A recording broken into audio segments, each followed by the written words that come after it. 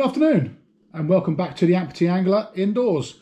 And today I'm going to be doing a nice short video and I'm going to show you how to tie a dropper loop into your line to attach a hook or a lure.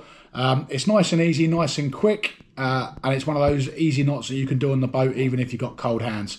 So let's show you how to do it. Take your line. This is 200-pound Secuma line. Been making some conger rigs up today, so I thought I'd just jump on and use this and show you. Hopefully you can see it okay on the camera. So all you're going to do is take your line and double it over, leaving a big loop, and just pull a bit of line through for yourself. Give yourself plenty of line to work with, otherwise you'll start trying to struggle. And then you're going to take your line and just twist it over itself 5 or 6 times. You'll notice the loop is staying where it is for now. And then with the hole that you have made, I'm going to try and show you this. With the hole you've made there where you've twisted it round, you are just going to tuck the loop back through itself, and you'll have to lose your teeth here. It gets quite fiddly. I'm a bit cack-handed. Just give it a slight pull just to get the knot. And before you pull it tight, just going to lubricate the knot.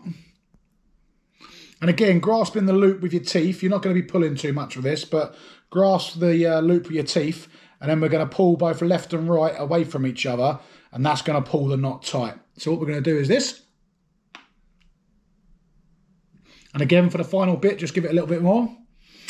If you don't lubricate the knot, that's going to create friction, which is ultimately going to weaken the line. Not too much of a drama with the 200-pound stuff. But if you're using 30-pound line, or you're doing something like racing, or you're doing it for bassing, inshore lure fishing, that heat can really weaken your line. So that's why it's important to just lubricate the knot. And then all we're going to do is pull it tight, like so. Still need to go a little bit more, but we're very much there. There we go. And there is your dropper knot. And then with this, what we can do is, this is a 10-0 meat hook. Obviously, I'm matching the hook to the line. It's conger gear at the minute, so that's what I've got on me.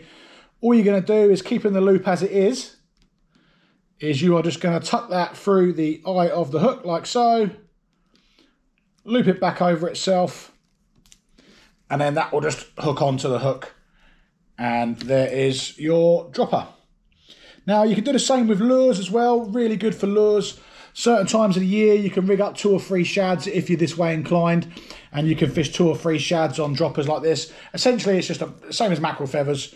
But what this allows you to do here as well is you can just change the hook by simply just pushing that through like that, and then unlooping itself.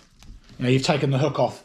So whether you've got to change the trace completely because it's worn through, or you want to change the hook because it's bent or the point's gone on it, all you can do is just simply unhook it, and then it's the same process again.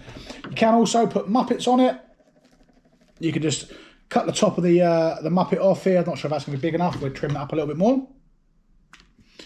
Just trim the top of the muppet off to make a hole. And then you're just going to do exactly the same. You're going to push the muppet on, and then you can re-add your hook. He says. So there we go. So again, you can add or take away a traction. You can do what you like with it. And there is your dropper. And of course, then you can have another one on there. You make a two-hook paternoster rig. You can put a little double loop in the bottom of this. Just fold it over and do an overhand knot twice through. That makes your little loop. And it's nice and easy.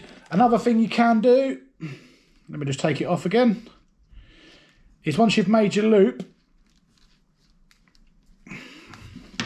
take that off. You can also, if you want to, just take a pair of scissors or trimmers and just give that a little trim.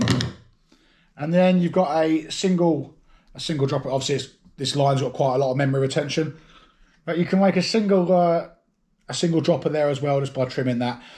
So it all depends entirely what you want to do. You can put as many of those up the line as you want, and that is a nice and easy way of doing a dropper loop. Okay, here's that knot a little bit slower. Take your main body of line, and about 1 foot from the end, form a loop. Now make the loop quite big, don't leave it too short. So give yourself plenty of slack. All right, depending on how big you want your dropper, obviously that's up to you, but give yourself a bit more line than you think you're going to need. Now, that's it standing up straight. I've got the spool of the line going off here to my left and the tag end to the right, and obviously the loop in the middle. With the bottom half of the loop, or the loop that's closest to the main bit of the line, you're going to take it and then twist it over itself 5 or 6 times. Like so. And what that does is that actually makes a little hole right in the middle. I don't know how well you can see it. There's a little hole there my fingers are currently through.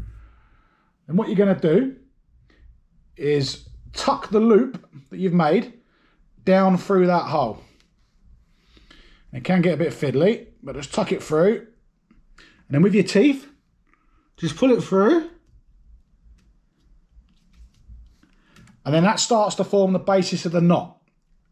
Then we're going to wet the knot. And again, putting the loop in our teeth, we're going to pull left and right, and that's going to pull the knot tight. Like so. And again, just before you finish it and really pull it bar tight, just lubricate the knot once more. Like so. And then we're going to pull it tight.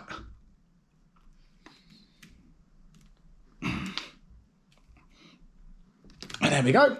Just push it down slightly. And there we have our dropper.